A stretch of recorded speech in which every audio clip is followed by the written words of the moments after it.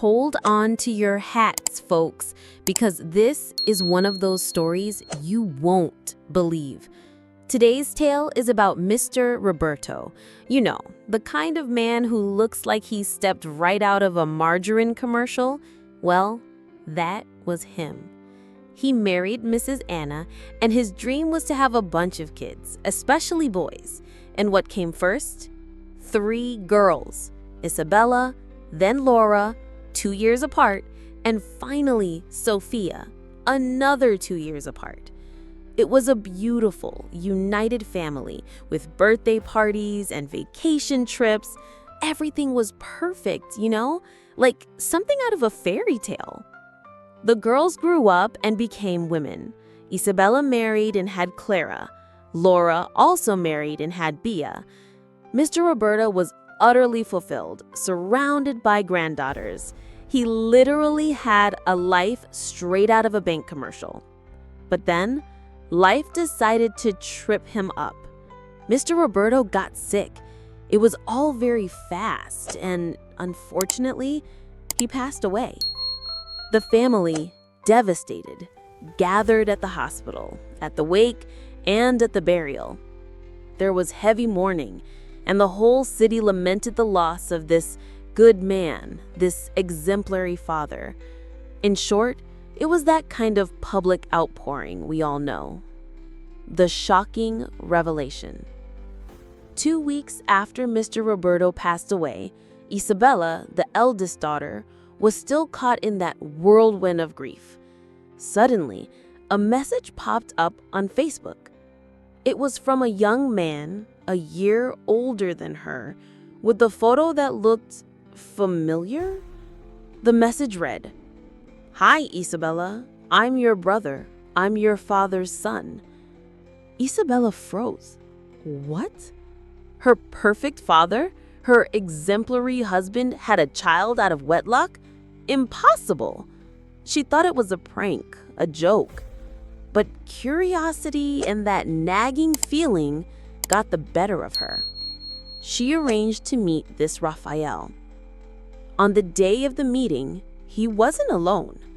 A woman, Mrs. Claudia, accompanied Raphael, and it was she who dropped the bomb, without anesthesia. Mr. Roberto not only had a child out of wedlock, he had 4. That's right, 4 children, 2 boys and 2 girls. And his dream of having a son? Well, it was realized twice over with Mrs. Claudia. The story gets even crazier. Raphael was a year older than Isabella. Leonardo, Mr. Roberto's second son, was the same age as Laura. And then came Mariana and Fernanda, who was born a year after Sophia. In other words, Mr. Roberto had children practically at the same time in both families. The man was a true juggler of paternity. Mrs. Claudia explained that she wasn't just Mr. Roberto's mistress. She was in fact his second wife. And yes, he had 2 parallel families, and no one from the official family ever dreamed of it until now. Isabella, Mrs. Anna, Laura, and Sophia went into a tailspin. The father they knew, the husband Mrs. Anna loved, was a sham. The image of the perfect man turned to dust. Mrs. Claudia, of course, was there to ensure that the youngest daughter, Fernanda, who was underage, was entitled to child support.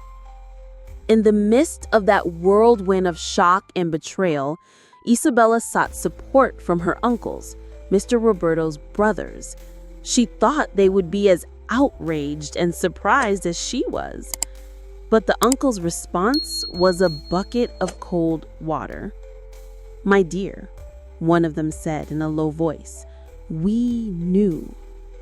Isabella was in shock. "What do you mean, you knew?" And then the truth came to light once and for all. Mr. Roberto's family had known about Mrs. Claudia and the other children for decades. They not only knew, but they covered it all up. And get this, When they were children, Isabella, Laura, and Sophia even played with Raphael and Leonardo on some occasions without knowing they were siblings. Mr. Roberto not only had a mistress, he had a second family with the approval and complicit silence of his own siblings. The pain of betrayal mixed with the anger of having been deceived her entire life. The perfect family was just a facade. Mr. Roberto's death not only took him, but unearthed a web of lies that crumbled everything.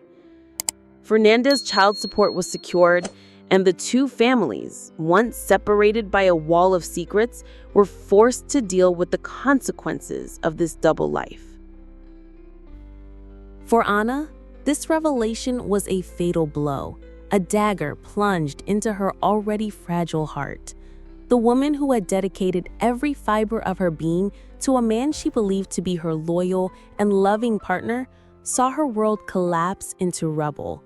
The excruciating pain of grief for her beloved husband transformed into an unbearable anguish of betrayal, deceit, and public humiliation. She could no longer eat. Every mouthful was a piece of ash. Sleep became a torment of nightmares. The shock was so profound, so devastating, that her body and mind, already exhausted, simply could not bear the weight of the truth. Sadness consumed her in an overwhelming way, devouring her from within. In less than a month after the bombshell of Sayal Roberto's double life exploded, Anna withered, shriveled like a flower without water. She no longer had the strength to fight. The will to live drained away with every lie revealed, with every piece of her life that proved to be a farce. Her heart, already fragile from loss, shattered into 1,000 pieces from disillusionment, shame, and the brutal truth that destroyed her. Anna left us, dragged to the grave by the deepest and most overwhelming sadness, a victim of a love that turned out to be the cruelest of farces.